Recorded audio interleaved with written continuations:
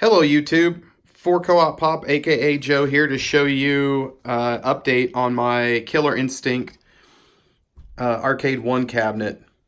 So far I managed to get a hold of an Arcade1UP at Walmart, which is the Asteroids cabinet. That's the one I'm going to be modifying.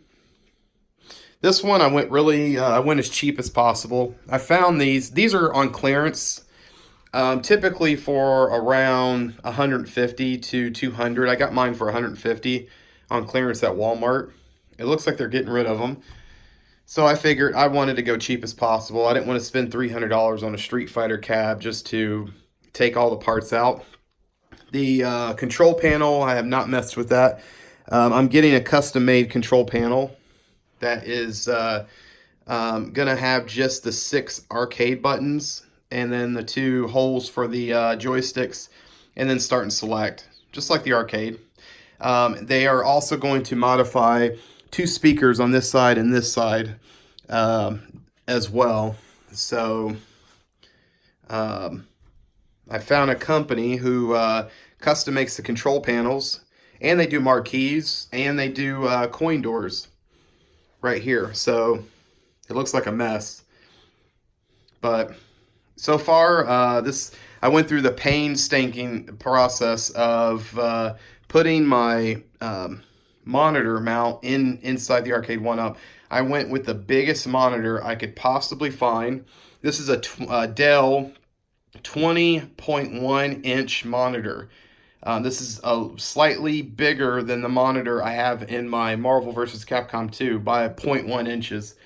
I don't know if that's going to make a difference, but I wanted to go as big as possible. If you look here, this is my cut. It's not perfect, but it's all going to be covered up.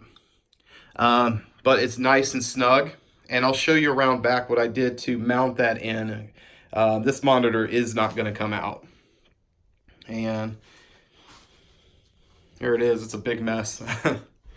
So we're going to come around back, and I will show you what I've done. So far, there's my Killer Instinct board, and there's my arcade power supply. So a goal I have in mind with the Arcade1UP cabinet is I want to be able to lift this up and move it without any of the parts inside moving around. That includes the board, the arcade power supply, the including the monitor as well. So I mean, the only thing that should be moving around in here would be wires, if anything. So this bottom is going to be cleared out because I have, and I'll mention at the end of the video, my big surprise that I'm going to install onto the Arcade1UP cabinet for the first time ever. So right here, we look around. I installed my Killer Instinct board right to the side, similar to the original way it's installed on a real arcade machine. And here's my JAMA cable. I've got my kick harness right here. I don't know if you can see that. I also have a right here. My power supply, I decided to put it up right under the monitor because I wanted it out of the way.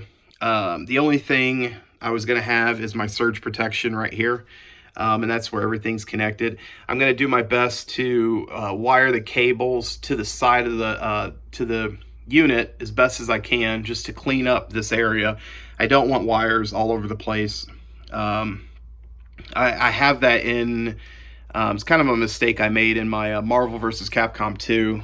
It looks like kind of a mess in there. And then I just kind of rolled all the wires up and zip tied it and just kind of threw it out of the way. So this is going to be a little bit different. And then right here is my CRT to VGA board. And it's mounted to JAMA. Right now I don't have any buttons or anything installed. So this is how I'm mounting the monitor, is using these. You can find these at Home Depot for $2, and what's cool is they're hidden. Let me open that. The screws are hidden, so they're similar to these, which comes with the Arcade1UP. But right here, you can install those, and these hold up very well. And I've got these inside of my Marvel vs. Capcom 2 cabinet. If you can look right there, just the main areas. So I've tested this where I have put this on front face, side, and back and lifted to make sure the monitor was snug, didn't move whatsoever. Now, forward facing right now, the monitor probably might come out. I don't think it will because it's got a snug fit with my with this here, the board. But as soon as I install the plexiglass over, this thing ain't coming, this ain't moving. And then upward, just to be safe, I put these here to press that board against the Arcade1 cabinet right here. And then for the first time ever, well, I've done it a couple times, but for the first time ever on here, we're gonna turn this bad boy on and see if it works. So, oh, you know what? Before we get to that, I'm gonna show you the surprise that I'm going to install. So, got a hold of a company called Twisted Quarter, and I am, for the first time ever, going to install this. This is my coin box. This is gonna set down below. As much as possible, I want to make this close to the original arcade as I can. There it is right there. And it will accept coins, and I will put a coin box at the bottom, quarter box. Now this is for authenticity. It's not for, or not authenticity. This is to be closer to the original. I don't expect to make money off this unit. I'll probably have this in free play most of the time. But let's come on back and turn it on. Let's see if it works. So let's come down here, pop that guy on. You're gonna hear a loud beat, forgive me.